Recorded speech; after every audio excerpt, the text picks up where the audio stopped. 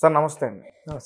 Free bus గురించి మాట్లాడుకుంటే ముఖ్యంగా మహిళల గురించి మాట్లాడుకోవాలి. ఎందుకంటే మహిళలు బస్సులో కొట్టుకుంటున్నారు. రీసెంట్గా సికింద్రాబాద్ నుంచి దుబ్బాక వెళ్ళే బస్సులో ఇద్దరు మహిళలు చెప్పులు తీసుకుని కొట్టుకున్నారు, జుట్టు లాక్కుని.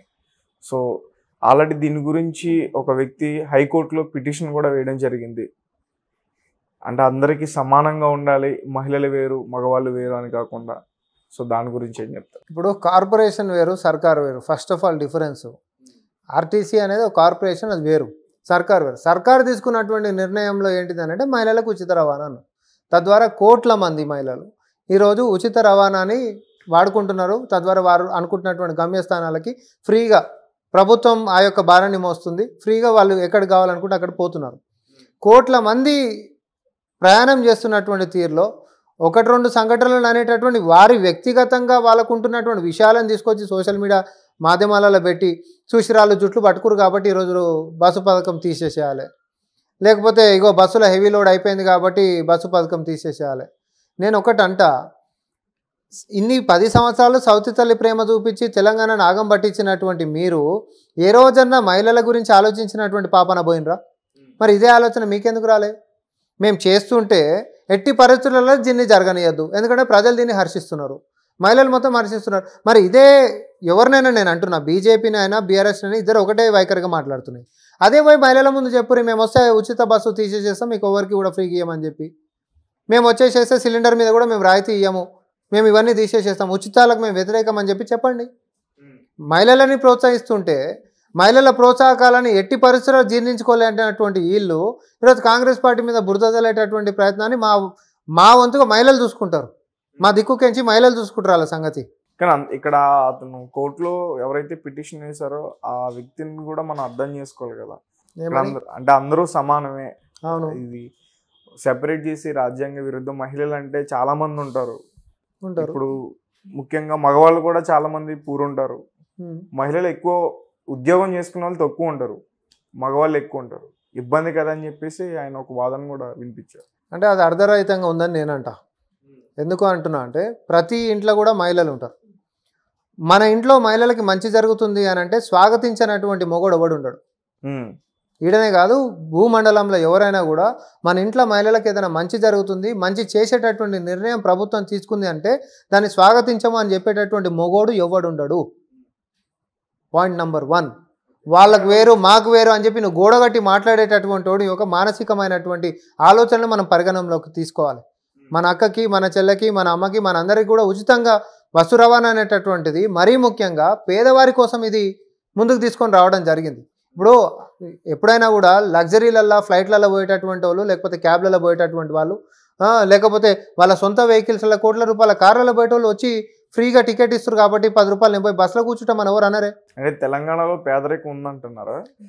ఉందనే కదా మేము అంటున్నాము, లేదని మేము అంటలే. కాంగ్రెస్ పార్టీ ఉందని అంటుంది. ఇన్ని రోజులు లేదని చెప్పి బీఆర్ఎస్ బొంకింది. కానీ వాళ్ళు చెప్పినట్టుగానే తలసరి ఆదాయం అనేటటువంటి నెలకి 20,000 రూపాయలు ఏమో లెక్క రాసిరాలు.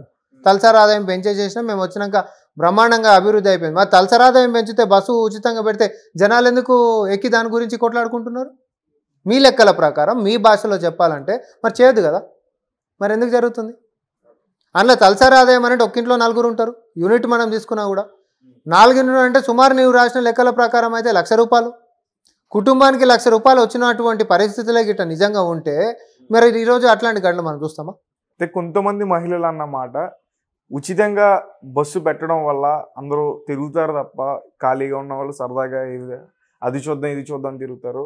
అదే ఏదైనా ఉపాధి కల్పిస్తే 4 రూపాయలు సంపాదించుకుంటారు, వాళ్ళ పిల్లల్ని కూడా పోషించుకుంటారని చెప్పేసి అంటున్నారు. ఏమండి, ఒకటి బాధ్యతతో ఉంటున్నటువంటి మహిళలని మరీ ముఖ్యంగా పేదవారిని కించపరిచేటట్టుగా దయచేసి ఎవ్వరు మాట్లాడకండి. పని బాట లేకుండా తిరుగుతారు, ఉచితంగా బస్సు ఇస్తారంటే పని బాట లేకుండా ఎవరు ఉండరు. ఉచితంగా బస్సు ఇస్తే మేము పోయేటటువంటి అంటే వారి యొక్క కెపాసిటీ పోకుండా ఉంటున్నటువంటి మహిళలు ఎవరైతే ఉంటారో వారి యొక్క ఆర్థిక పరిస్థితిని గమనించుకొని ప్రభుత్వం ఈ యొక్క నిర్ణయాలను తీసుకుంది. కడుపు నిండి ఉంటున్నటువంటి వాళ్ళకి, ఎట్లాంటి కష్టం చేయనటువంటి వాళ్ళకి నెలకి ఇన్ని పైసలు వచ్చేటటువంటి వాళ్ళు ఉత్తగా దుబారాగా తిరుగుతారేమో. దయచేసి తెలంగాణలోనే కాదు ఎక్కడ కూడా మహిళలు దుబారాగా బస్సు ఫ్రీకి ఇస్తారు కాబట్టి పోయి టూర్లు తిరిగేసి వస్తా అనేటటువంటి పరిస్థితులలో ఉండరు. దయచేసి అట్లా కించపరిచి మాట్లాడొద్దని చెప్పి నేను విజ్ఞప్తి చేస్తున్నా. ఇంకోటి, ఇట్లాంటి స్టేట్మెంట్స్ చేసినటువంటి వాళ్ళ బ్యాక్గ్రౌండ్ చెక్ చేయరు మీరు, వాళ్ళు కడుపు నిండి వాళ్ళే ఉంటారు. వాళ్ళు బస్సు ఎక్కనోళ్ళే ఉంటారు, వాళ్ళు పొద్దున్న లేస్తే సొంత కార్లలో తిరిగేటోళ్ళే ఉంటారు. బస్సులలో ఎక్కుకుంటా కష్టపడుకుంటా మాకు బస్సులు ఇచ్చినందుకు స్వాగతిస్తున్నాం సార్ అనేటటువంటి వాళ్ళు ఎవరు ఈ మాట మాట్లాడరు. కడుపు నిండా ఉండి పైసలు ఆమ్దాని నెల కింద వచ్చుకుంటా ఏ పని లేకుండా వాళ్ళ మీద వీళ్ళ మీద ఉత్తగానే విమర్శలు చేసేటటువంటి వాళ్ళు మాత్రమే పాస్ చేస్తారు తప్ప దయచేసి మహిళలను కించపరిచి మాట్లాడొద్దు. మహిళలకి మొగుడుతోడు కొట్లాడుతుర్రు, వాళ్ళకి ఈరోజు స్వేచ్ఛ ఇచ్చినందుకు అమ్మగారింటికి వెళ్ళిపోతుర్రు అంటే ఏంది? వాళ్ళ కాళ్ళ మీద వాళ్ళు నిలబడితే జీర్ణించుకోలేనటువంటి ఎంత చిన్న గుణం ఉంటే మాట్లాడతారు ఇట్లాంటి మాటలు. నేను ఇప్పుడే అన్నా, మన ఇంట్లో మహిళలకు ఎవరైనా మంచి చేస్తురంటే స్వాగతించని మొగోడు ఎవడని ఉంటాడా?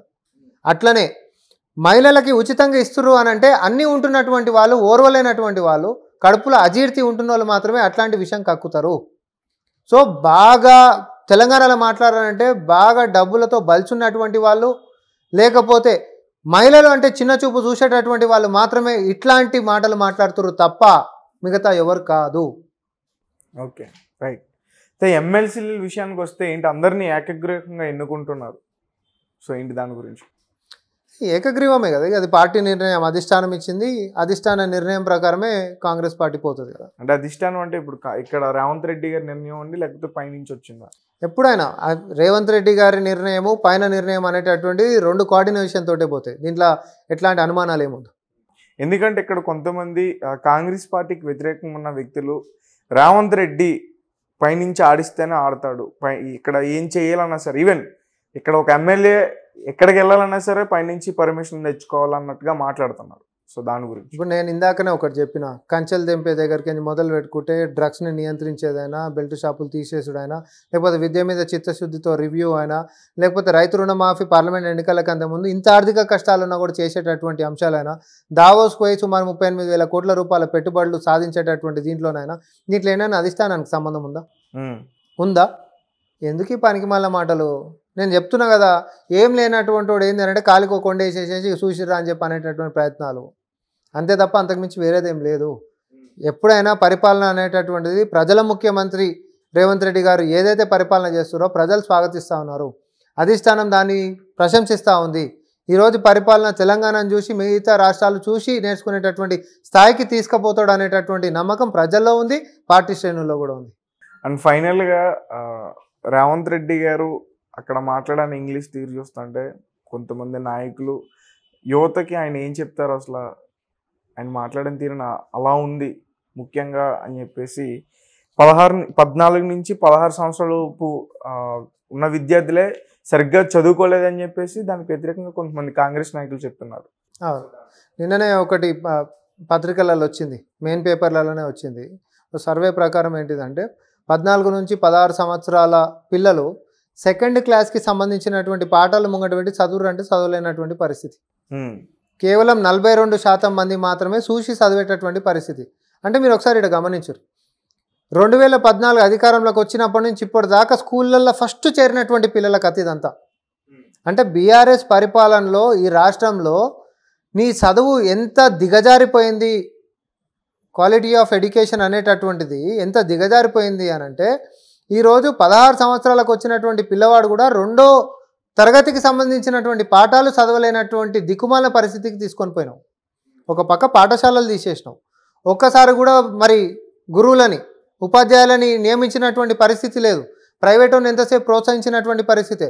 పేరుకి మాత్రమే నేనేదో పెద్ద ఐటీ మినిస్టర్ని, నేను తోటకూర అని మాట్లాడేటటువంటి నువ్వు ఈరోజు పాఠశాలలకి సంబంధించినటువంటి పిల్లల జీవితాల గురించి ఈరోజు ఆలోచించినవా? నీ టెక్నాలజీ కనీసం స్కూళ్ళకి నేను తీసుకొని పోతా, తద్వారా టెక్నాలజీతో అనుసంధానం చేస్తే పిల్లలు ఇంకా బాగా ఎఫెక్టివ్గా చదువుకుంటారు. పక్క రాష్ట్రాలతోటి పోల్చుకుంటే తెలంగాణ బిడ్డలు ఇంకా స్వశక్తితోటి వాళ్ళకంటే ఉత్తీర్ణంగా మన పిల్లలు పాస్ అయ్యేటటువంటి విధి విధానాలు ఒక ఎంటికమందం అనేదైనా ప్రయత్నం చేసినావా మీ బతుకులకి? చేయలే కాదు కదా, పాపం మూట కట్టుకొని ఈరోజు వేలాది స్కూళ్ళని తీసేసినటువంటి పరిస్థితి ఈ రాష్ట్రంలో. వీళ్ళు ఈరోజు వచ్చి బొంకుతూ ఉంటారు, మేము అట్లా అభివృద్ధి చేసినాం, మేము ఇట్లా అభివృద్ధి చేసినాం అని చెప్పి. ఇండస్ట్రియల్ మంత్రి నువ్వే ఉండే కదా, 7 సంవత్సరాల నుంచి వాళ్ళకి ఇవ్వాల్సినటువంటి రాయితీల బకాయిలు ఇవ్వకపోతే కొన్ని వేల ఎంఎస్ఎంఈలు మూతబడ్డటువంటి పరిస్థితి. మీరు చేసినటువంటి ఏ పని కూడా ఒక్కటంటే ఒక్క పని, ఇక అతిపెద్ద కుంభకోణాలంటే కాళేశ్వరం అయినా, ధరణి అయినా, ఇరిగేషన్ ప్రాజెక్టుల పేరుతోటి మీరు చెప్పిన ఆఖరికి నాటుతున్నటువంటి మొక్కల పేరు మీద, ఆ మొక్కల పేరు మీద మీరు వేసుకున్నటువంటి కండువాల దాకా కుంభకోణాలే ఉన్నాయి. మీ బతుకులకి ఏ ఒకటన్నా నిజంగా నిజాయితీగా, నేను అందుకనే మళ్ళీ అంటున్నా, సూట్ వేసుకొని ఫ్లూయెంట్గా ఇంగ్లీష్లో మాట్లాడినంత మాత్రాన దొంగ అనేటోడు 10 సంవత్సరాల సంది ఇట్లా దోపిడీ చేసుకొని తిన్నాడు. కానీ ఊర్లలో చదువుకొనైనా కూడా జనాల మన్ననలతోటి ప్రశ్నించుకుంటా తెగిడుపు అనేటటువంటిది వెన్ను చూపకుండా ఈరోజు ముఖ్యమంత్రి స్థానంలోకి వచ్చి భాషతోటి సంబంధం లేదు, భావంతో నా రాష్ట్రానికి వనరులు ఎట్లా రావో అని చెప్పి ఛాలెంజ్గా తీసుకొని వచ్చి ఈరోజు నెల రోజులనే సాధించి చూపించినటువంటి ప్రజల ముఖ్యమంత్రి రేవంత్ రెడ్డి గారికి, లేకపోతే పొంకనాలు కొట్టుకుంటా ఈరోజు పేపర్లలో మాత్రమే పబ్లిసిటీలు చేసుకుంటా సినీ తారల చుట్టూ తిరుగుకుంటా పాలన చేసినటువంటి కేటీఆర్కి చాలా తేడా ఉంది. ప్రజలు దీన్ని గమనించిండ్రు. మీ బూటకపు మీ వేషధారణలు, లేకపోతే మీ సుఖ సంతోషాల కోసము, మీ భోగ భాగ్యాల కోసం పరిపాలనని 10 సంవత్సరాల నుంచి ఈరోజు ఆర్థికంగా ఈ రాష్ట్రాన్ని ఎంత ముంచాలనంత ముంచారు. ఒక ఆర్థిక క్రమశిక్షణ ఎక్కడ లేదు. ఒక చిన్న ఉదాహరణ నేను చెప్తా. ఇప్పుడు మనం ఔటర్ రింగ్ రోడ్ నాగనాక్రామ్ కూడా అవతల పక్క పోతే ఔటర్ రింగ్ రోడ్ పొంటి బైసైక్లింగ్కి సంబంధించినటువంటి ట్రాక్లు వేసారు. మీరు అందరికీ తెలిసే ఉంటుంది. ఆడ ఎన్ని కోట్లు పెట్టేసిండు. సైకిళ్ళు దొక్కుతున్నటువంటి పరిస్థితి ఆడ ఏ రోజైనా చూసిర్రా? పొద్దున్న లేస్తే బర్రెలు పోతాయి, బర్రెల దొడ్లు అయినాయి. అవి ఎవరికి ఉపయోగము? ఈ ఆర్థికపరమైనటువంటి క్రమశిక్షణ అనేటటువంటిది కనీసం నువ్వు ఎవరు పర్పస్ కోసం పెట్టినా వాళ్ళ పర్పస్ కోసం కాపాడుతున్నటువంటి పరిస్థితి అని ఉందా? ఒక ఉదాహరణ మాత్రమే నేను చెప్పిన. హరితహారం అని చెప్పి మొక్కలు నాటిరు. మొక్కలు ఏమైనా లెక్కలేమో 10,000 కోట్ల పైన రాసిర్రు. మొక్కలు ఏమైనా అంటే బర్రెలు తిన్నాయి అంటున్నాం. అంటే ఈ కుంభకోణాలు పెట్టేటప్పుడు వేసుకొని ఫోటోలకు పోజులు ఇచ్చేటటువంటి కండువాల దాకా కూడా కోట్ల రూపాయల లెక్కలు రాసి దుర్వినియోగం చేసినటువంటి మీ పరిపాలన వద్దు. ఈరోజు ఒక 2 రోజులు లేట్ అయినా సరే రాష్ట్రానికి వనరులు ఎక్కువ కావాలి, ప్రజలకి స్వేచ్ఛ స్వాతంత్రాలు కావాలి, ఆర్థికంగా పరిపుష్టం కావాలి, ఉపాధి ఉద్యోగాలు కావాలి, ఆరోగ్యము విద్యా వైద్యం అనేటటువంటిది ఏదైతే ఉందో దీనికి పెద్దపీట వేయాలనేటటువంటి ఒక దృఢ సంకల్పంతో ముందుకు పోతున్నటువంటి కాంగ్రెస్ పార్టీకి, దీనికి అధినాయకత్వంగా ముందుకు నడిపిస్తున్నటువంటి ప్రజల ముఖ్యమంత్రి రేవంత్ రెడ్డి గారికి ఆయన యొక్క చిత్తశుద్ధిని ప్రజలు ఎవ్వరు శంకిస్తలేరు, స్వాగతిస్తున్నారు. 6 నెలల బీఆర్ఎస్ పార్టీ అనేటటువంటిది అంతరించిపోతుంది. ఎందుకు అనంటే నిలబడ్డటువంటి కార్ల కోతుల గుంపు పడ్డట్టు ఓ దానికి ఎవరికి నడపనీకే రాదు. అది స్టీరింగ్ని కొరుకుతుంటుంది, ఒకటేమో సీటుని చింపుతుంటుంది, ఒకటేమో డిక్కీలో తలకాయ పెడుతుంది, కిందికి కాలు పెడుతుంది, ఇంకోటేమో టెర్రస్ మీదకి ఎక్కుతుంది, ఒకటి విండోలకి బయటికి డొల్లుతుంటుంది. ఇట్లుంది అలా కథ. బీఆర్ఎస్ పార్టీ సోషల్ మీడియా కథ ఎట్లుంది అనంటే ఆగిపోయిన కారు మీద కోతుల గుంపు పట్టి ఉన్న కారుని కూడా చెల్లాచెదురు చేస్తున్నటువంటి పరిస్థితి. 6 నెలలు పడుతుంది.